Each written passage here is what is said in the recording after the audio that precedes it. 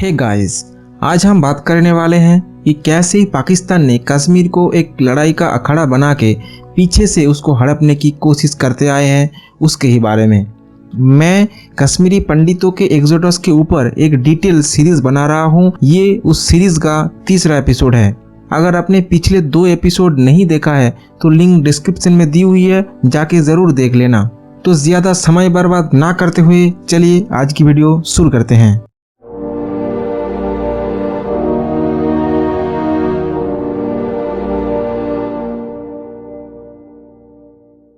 पाकिस्तान आज़ादी मिलने के बाद से ही कश्मीर को इंडिया से अलग करके अपने साथ मिलाना चाहता है। पाकिस्तान ये मानता है कि ये कश्मीर को अपने साथ मिलाना यही सिर्फ एक लौता काम बचा है जो मोहम्मद अली जिन्ना नहीं कर पाए। वहाँ के गवर्नमेंट हमेशा से ही इस मुद्दे को उठाते आए हैं, क्योंकि यही एक चीज़ है जिससे वो अपनी भड़की हुई जनता जो अनगिनत समस्याओं से जूझ रहा है उनको एकजुट कर सके और देश की इस्लामिस्ट पार्टी की सपोर्ट पा सके। लेकिन उससे भी ज़्यादा ज़रूरी चीज़ मिलिट्री और आईएसआई का भरोसेमंद बना रहे।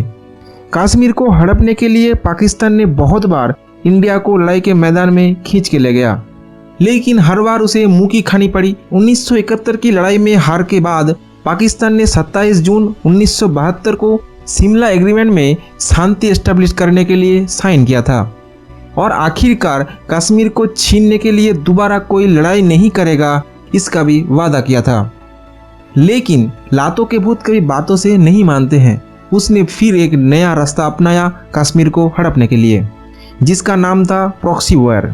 जब आप सीधा सीधा किसी के साथ लड़ाई में ना जाकर दूसरे तरीकों से उसको हराने की कोशिश करते हैं, पीछे से सपोर्ट देकर, तब उसे प्रॉक्सी वॉर कहा जाता है।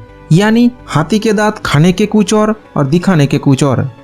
1980 के दशक के आखिर में जब कश्मीर में लोग आज़ादी का रोना रोते हुए खोखले आंसू बहा रहे थे, तभी पाकिस्तान ने आतंकवाद को फैलाना चालू किया। कश्मीर में तब लोग जिहाद से मुंह फेरकर रोजी रोटी की तरफ अपना रुख कर लिया था। सिक्योरिटी सिचुएशन में भी इम्प्रूवमेंट आ रहा था। तब पाकिस्तान ने पीर पंजल के दक्षिणी इलाकों में, जो कि जम्मू के अंदर आता है, वहाँ पर आतंकवाद को फैलाना शुरू किया, ताकि लोगों को जात और संप्रदाय के बिना पर तोड़ के एक सांप्रदायिक झड़प तैयार किया जा सके। और इसका सबसे बड़ा आउटपुट था कश्मीरी पंडितों का एक्सोडस।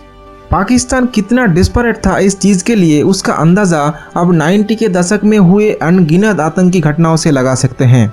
1997 और 98 तक ये हालात इंडियन गवर्नमेंट के हाथ से निकलता दिख रहा था। पाकिस्तान किसी भी तरीके से इंडिया को उलझा हुआ देखना चाहता था। ये प्रॉक्सी वॉर और पॉलिटिकल और डिप्लोमेटिक ऑफेंसिव, ये सब इंडिया को आंतरिक मामलों में उलझाने और आर्थिक रूप से कमजोर करने के लिए ही था, जिससे उसे जम्मू कश्मीर मुद्दे में इंटरनेशनल प्लेटफॉर्म पे बढ़िया सक्सेस मिल रहा था। पाकिस्तान का मकसद ये भी था कि इंडियन आर्मी और सेंट्रल पैरामिलिट्री फोर्स अपने ही देश के अंदर मिलिटेंट से लड़ाई करते हुए उलझे रहे और मेंटल एनर्जी को लूज करता रहे। इसीलिए नॉर्थ ईस्टर्न स्टेट में भी उसने आतंकवाद को फैलाने में दूसरे ऑर्गेनाइजेशंस को भी मदद देना शुरू कर दिया था। लेकिन वो इतने लड़ाइयों में मुंह के बल गिर के भी ये नहीं समझ पाया था कि इंडियन आर्मी का फिजिकल और मेंटल एनर्जी खत्म होने की चीज़ नहीं है। पाकिस्तान हमेशा से ही इन वायलेंस को लो इंटेंसिटी पे ही रखने का कोशिश करता था, ताकि इसके वजह से फिर से 2 देशों में लड़ाई न छिड़ जाए। मतलब इंडिया के सहन करने की सीमा को वो कभी लांघना नहीं चाहता था। और दूसरी तरफ वो कंटिन्यूअसली अपने न्यूक्लियर और मिसाइल क्षमता को बढ़ा रहा था, ताकि इंडिया की बराबरी कर सके। पाकिस्तान हमेशा से ही इसी उम्मीद में था कि इन सब चीज़ों के ऊपर इंडिया को डरा के कश्मीर इशू को सॉल्व किया जा सके, यानी इंडिया को डरा के उससे कश्मीर को ले लिया जा सके। लेकिन उसके इरादे पे तब पानी फिर गया जब कुछ सालों बाद ही इंडिया ने सक्सेसफुल न्यूक्लियर एक्सपेरिमेंट करके एक न्यूक्लियर पावर्ड नेशन बन गया था। दूसरी तरफ इंडिया ने आतंकवाद का बहुत ही डट के मुकाबला किया और बहुत सारे मिलिट्री और सिविलियन एक्शन प्लान को इस्तेमाल करके मिलिटेंट्स को ख़त्म कर रहा था। इंडिया को ये भी देखना था कि इन एक्शंस की वजह से पाकिस्तान को कभी भी कुछ भी मौका ना मिले इंडिया के ऊपर उंगली उठाने के और आतंकवाद इंडिया की दूसरी जगह पे ना फैले। पाकिस्तान स्पॉन्सर्ड मिलिटेंट्स और टेररिस्टों के खिलाफ इंडिया का मिलिट्री ऑपरेशन बहुत ही सक्सेसफुल था, लेकिन उसकी कीमत इंडिया के आम जनता और बहादुर फौजियों की जान से चुकाना पड़ रहा था। आर्थिक रूप से भी इंडिया को बहुत ही ज्यादा बोझ उठाना पड़ रहा था। इंडिया की जीडीपी का एक बहुत ही बड़ा हिस्सा इन चीजों पे खर्च करना पड़ रहा था। जो भी हो, इंडिया इन चीजों से बहुत ही सावधानियों से मुकाबला कर रहा था ताकि बाद में कश्मीर मुद्दे में इंटरनेशनल प्लेटफॉर्म पे कोई अड़चन न आए।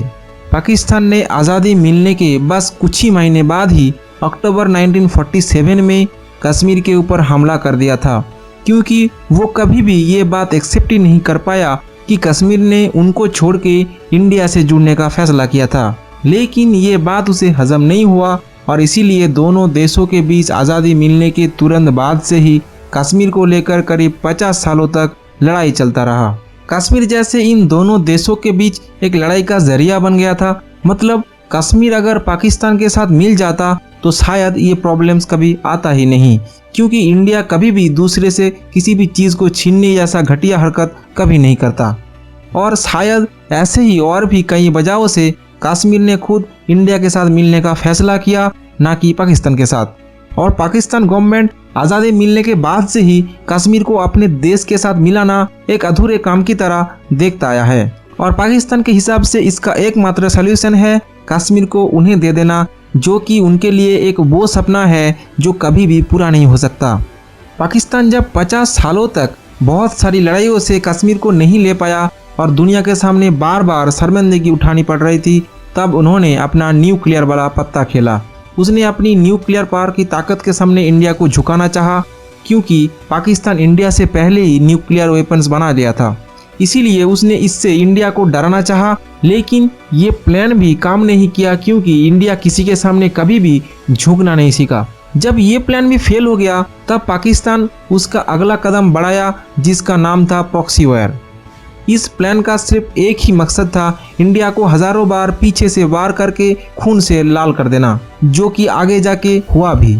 पाकिस्तान ने इस ऑपरेशन का नाम रखा ऑपरेशन टोपैक। ऑपरेशन टोपैक के जरिए 80 की दशक से पाकिस्तान ने इंडिया के ऊपर प्रॉक्सी वॉर लॉन्च कर दिया था और इसको उसने बहुत ही चालाकी से एग्जीक्यूट किया।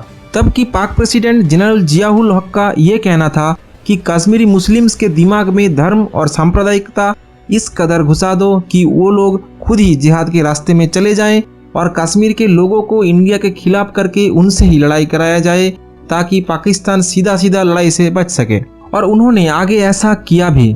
कश्मीर के लोगों में धर्म नाम का जहर घोल दिया और फिर उसने पंजाब के यूथों को भी इंडिया के खिलाफ भड़काना चालू किया और उनके दिमाग में खालिस्तान नाम की जहर को घुसा दिया, जिसका भुगतान इंडिया आज भी कर रहा है।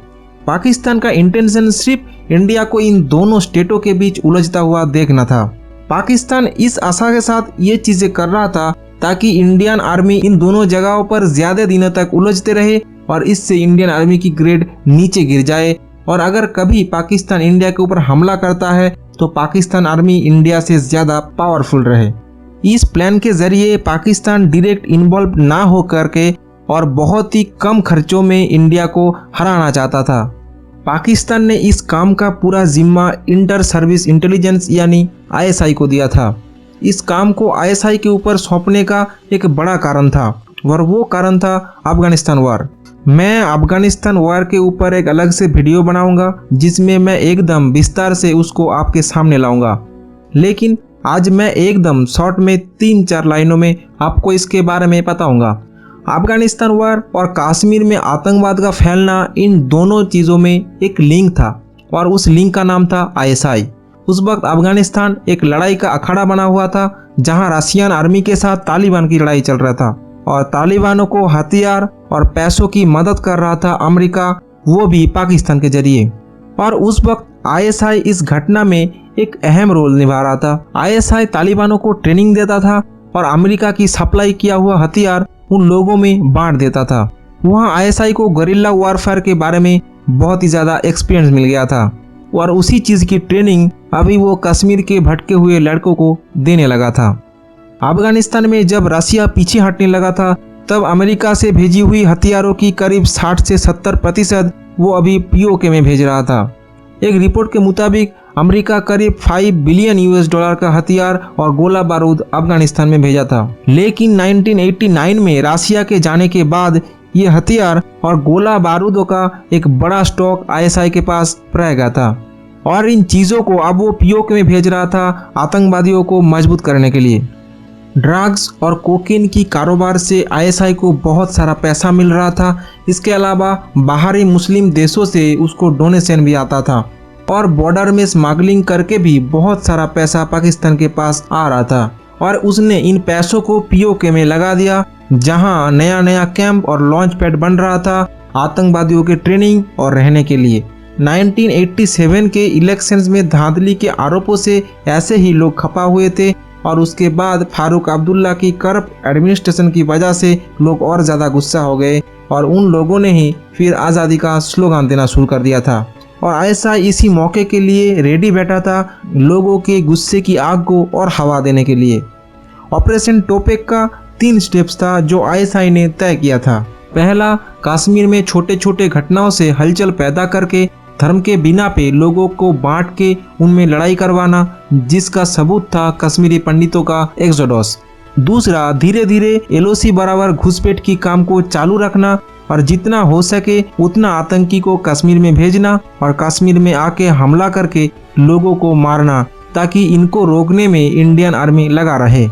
और तीसरा, आखिर में जिहाद को पूरे कश्मीर में फैलाकर कश्मीर को आतंकवादियों के दम पर अपने साथ मिलाना, अगर ज़रूरत पड़े तो आखिर में मिलिट्री एक्शन भी लेना, जो कि बाद में कारगिल वॉर के रूप में सामने आया। पहले आईएसआई का पूरा फोकस कश्मीर के ऊपर था, लेकिन जब कश्मीर में आतंकवाद का पूरा स्ट्रक्चर सेट कर दिया तब उसने ऑपरेशन टोपाक को एक्सपांड करने का सोचा और उसके लिए आईएसआई ने नॉर्थ ईस्ट इंडिया के मिलिटेंट्स को सपोर्ट भेजना शुरू किया। पाकिस्तान का मकसद था आतंकवाद नाम की छुरी से इंडिया के शरीर पे चारों तरफ से वार करके उसको कमजोर करना और फिर पाकिस्तान ने 1972 की शिमला एग्रीमेंट को तोड़ के इंटरनेशनल प्लेटफॉर्म पे कश्मीर इश्यू को उठाया, ये बोलकर कि कश्मीर की लोग खुद आज़ाद होना चाहते हैं लेकिन इंडिया उनको रोक के रखा है, जबकि वो खुद पीओके को धोखे से ऑक्यूपाई करके वहाँ पे अपनी सेना को इम्प्लीमेंट करके वहाँ के लोगों के मुंह बंद करके रखा है। वो खुद चीज़ों को आगे बढ़ाकर लोगों के पास झूठा रोना रोता रहता था। पाकिस्तान की तरफ से इस प्रॉक्सी वॉर को बहुत ही ध्यान से एग्जीक्यूट किया जा रहा था ताकि कभी भी उसका इन्वॉल्वमेंट इंटरनेशनल प्लेटफॉर्म पे साबित ना हो सके। पाकिस्तान पहले से ही जानता था इस प्रॉक्सी वॉर की वजह से इंडिया के साथ फिर से लड़ाई हो सकता है, लेकिन वो इस ऑपरेशन को ज़्यादा लंबा खींचना चाहता था ताकि अगर कभी लड़ाई का नौबत आए तो उसके लिए वो पूरी तैयारी कर सके। इसीलिए उसने उस दौरान अपनी न्यूक्लियर और मिसाइल क्षमताओं को बहुत ही ज़्यादा बढ़ा रहा था और प्रॉक्सी वॉर को लंबी खींच के इंडियन आर्मी को भी वो कमज़ोर कर देना चाहता था ताकि लड़ाई के वक्त इंडियन आर्मी पहले से ही मेंटली टायर्ड हो। और इसीलिए इस बात की बहुत ही ज़्यादा ख्याल रखा जा रहा था कि ये सब चीज़ें कभी भी इंडिया के सहन शक्ति के ऊपर न चला जाए। इस बीच 1995 के फरवरी के महीने में पाकिस्तान फॉरेन मिनिस्ट्री का एक स्पोक्सपर्सन ये वार्निंग देता है कि अगर इंडिया कभी जंग छेड़ेगा तो वो जंग 1000 सालों की या फिर 1000 घंटे की नहीं होगा, बल्कि वो सिर्फ कुछ ही मिनटों का होगा और इंडिया सोच भी नहीं सकेगा इतना डिस्ट्रक्शन होगा। उन्होंने ये भी कहा कि पाकिस्तान अभी एकदम तैयार है किसी के ऊपर भी न्यूक्लियर बम गिराने के लिए। उसका ये मानना था कि न्यूक्लियर हथियार ही सबसे चीपेस्ट हथियार है शांति के लिए। पाकिस्तान ये सब कुछ कह पा रहा था क्योंकि तभी इंडिया के पास न्यूक्लियर हथियार नहीं था। और इसके पास कुछ ही सालों बाद कारगिल वॉर छिड़ गया और पाकिस्तान का असलियत पूरी दुनिया के सामने आ गया कि वो कैसे आतंकवाद को प्रमोट करता है। जो भी हो, इस चीज़ से हमें यही पता चलता है कि कैसे बाहरी देशों की बुनी हुई आतंकवाद की बीज आज पूरे वर्ल्ड को परेशान करके रखा है, जिसमें इंडिया बहुत ही ज़्यादा भुगता है और आज भी भुगत रहा है। इंडिया की कमज़ोर सरकार सिचुएशन की अनदेखी करती रही, जिससे कश्मीरी पंडितों की एक्सोडस हुआ था। तो आज की वीडियो में इतना ही। अगले एपिसोड में मैं आपको बताऊंगा कि कैसे इंडिया की गवर्नमेंट की पोर लीडरशिप, मिसमैनेजमेंट और सिचुएशन की अनदेखी की वजह से कश्मीरी पंडितों का एक्सोडस हुआ था। इस वीडियो को लाइक और शेयर करना और इनसाइड स्टोरी को सब्सक्राइब करना और पास में रखी बेल आइकन को दबा देना ताकि मैं जब भी आपके लिए वीडियो लाऊं आपके पास नोटिफिकेशन चला जाए। तो आज के लिए इजाज़त चाहेंगे। नमस्कार।